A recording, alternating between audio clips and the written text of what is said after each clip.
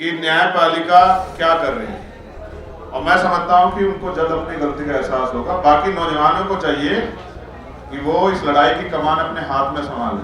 मैं समझता हूं कि सत्ता का चरित्र एक होता है, और आज हम जिस मुद्दे पे बैठे हैं वो मुद्दा महत्वपूर्ण है। तो अल्टरनेटिव पॉलिटिक्स ऑप्शन दिया, बहुत सारी चीजें वो भविष्य के गर्भ में हैं, उन पे हम लोग फिर भी किसी चर्चा करेंगे।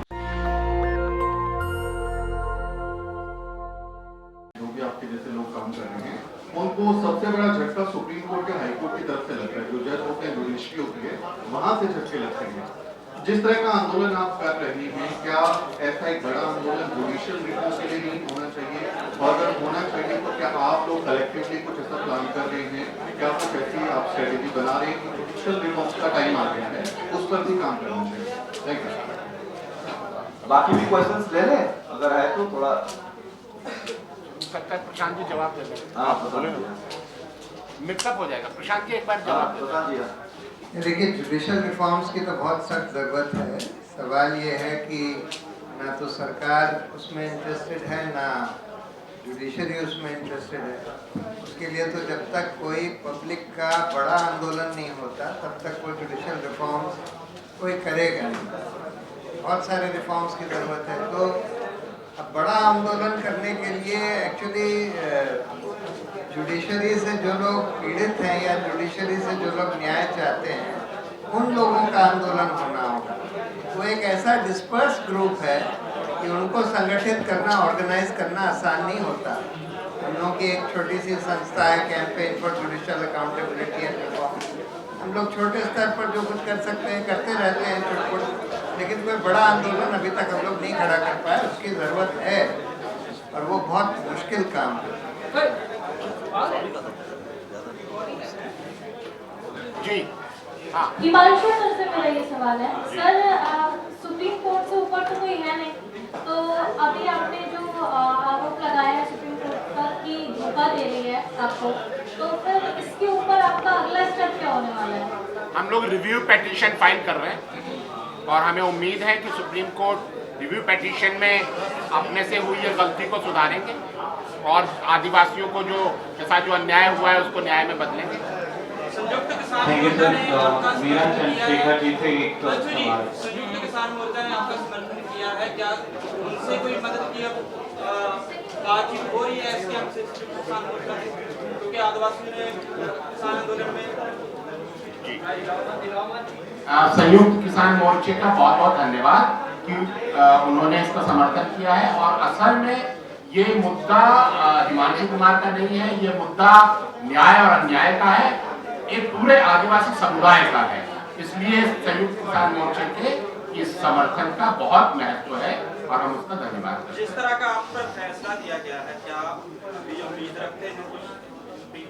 जी बिल्कुल रखते हैं, उम्मीद रखते हैं, इसलिए हम रिव्यू पिटीशन फाइल कर रहे हैं और हमें उम्मीद है कि सुप्रीम कोर्ट अपने इस गलती को, अपने जज की इस गलती को सुधारेगा और सुप्रीम कोर्ट अपनी इज्जत बचाएगा।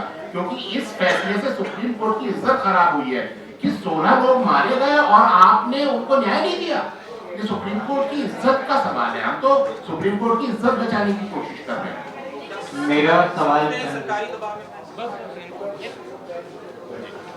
सवाल चंद्रशेखर सर आपसे है। हम लोग जैसा देख रहे हैं कि बीजेपी किस तरीके से कॉर्पोरेट के साथ मिलकर के आदिवासियों के साथ कर रही है, वही सेम चीज छत्तीसगढ़ हो, राजस्थान हो, वहाँ कांग्रेस भी कर रही है। तो जब हम अल्टरनेटिव पॉलिटिकल मूवमेंट की बात करते हैं, ऑपोजिशन को मजबूत करने की बात करते हैं, तो वहाँ पर ऐसी पार्टी की क्या जगह होगी आपके हिसाब से?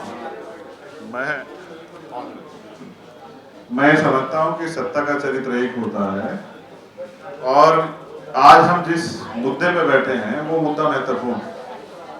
तो अल्टरनेटिव पॉलिटिक्स ऑप्शन दिया, बहुत सारी चीजें वो भविष्य के गर्भ में हैं, उन पे हम लोग फिर भी किसी चर्चा करेंगे। अभी जो सवाल एक हिमांशु जी के सामने था, तो सुप्रीम कोर्ट से बड़ी अदालत जो है ना वो जनता की होती है। तो जनता को आज ये संदेश इसलिए कि जनता भी इस बात को रिव्यू करे कि न्यायपालिका क्या कर रही है, और मैं समझता हूं कि उनको जल्द अपनी गलती का एहसास होगा। बाकी नौजवानों को चाहिए कि वो इस लड़ाई की कमान अपने हाथ में संभाले। और वो इंतजार ना करें कि आज के हालात ये है कि भगत सिंह चंद्रशेखर पैदा हों लेकिन वो पड़ोसी के यहाँ, इस बात को बदल के खुद बनने का प्रयास करें तो मुझे लगता है कि स्थिति में सुधार हो जाएगा। सर मेरा सवाल ये है कि यहाँ लिख रहे थे आदिवासी से कॉन्स्टिट्यूशन, अभी सरकार जो है 28 जून को एक कानून लाई है वन संरक्षण अधिनियम 2022, जो कि FRA 2006 के जो अधिकार मिले हैं आदिवासियों को या जंगल में जो लोग रहते हैं उनको, ये उसका कहने की वायलेशन है। इस तरह की रिपोर्ट्स आ रही है, इसके बारे में आपकी क्या स्टडी है, क्या लगता है आपको क्या होने वाला है? जो ग्राम सभा की अनुमति आपकी नंदनी एक हाथ से ये सरकार ने आदिवासी प्रेसिडेंट बनाया, दूसरे हाथ से वो सारे हक जो आदिवासियों और अन्य फॉरेस्ट ड्वेलर्स ने जिनको मिला था 2006 एक्ट से, उनको ले गया, उनको छीना गया है। एक्चुअली जो रूल्स में जो बदलाव आया है कि अभी जैसे कोई प्राइवेट डेवलपर है और वो जमीन लेना चाहता है तो वो सरकार को पैसा दे देंगे, उसके बाद लोगों से अनुमति मांगेंगे और वो राज्य स्टेट को देना पड़ेगा, लोग से लेना पड़ेगा। तो केंद्र सरकार ने तो पैसे बना लिए अपने, अब रही बात स्टेट गवर्नमेंट जाके लोग से पूछेगी कि आप अनुमति देते हो या नहीं देते हो, और लोग अगर मना भी करेंगे तो क्या कर सकते, तब तक तो केंद्र सरकार ने पैसे ले ही लिया है ना। तो जो डेवलपर है वो बोलेंगे कि हमको तो केंद्र सरकार का परमिशन मिल गया, हमने पैसे भी दे दिए और अब आप कौन होते हो पूछने के लिए। तो जो हक लोगों को मिला था कि उनकी अनुमति के बिना उनका जमीन नहीं दिया गया, वो पूरी तरह खारिज हो गया। तो फॉरेस्ट राइट्स एक्ट में रहा क्या?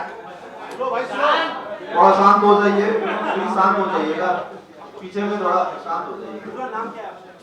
शुक्रिया।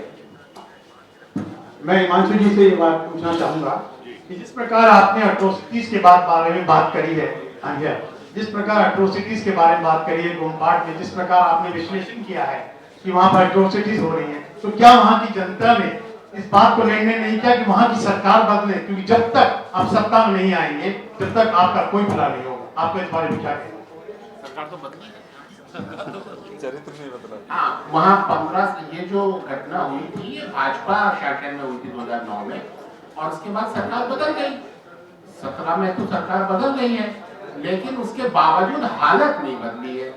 नई सरकार आई थी तो उसको तो अपना डिफेंस ही बंद कर देना था, उसको कहना था कि हाँ बीजेपी सरकार ने गलती करी थी और अब कांग्रेस की सरकार आ गई है, हम हिमांशु कुमार के खिलाफ लड़ना बंद करते हैं, हिमांशु कुमार का इल्जाम कबूल है। आपको तो एक आंदोलन चलाना चाहिए ताकि सरकार आपके कहने पर चले, ऐसी सरकार।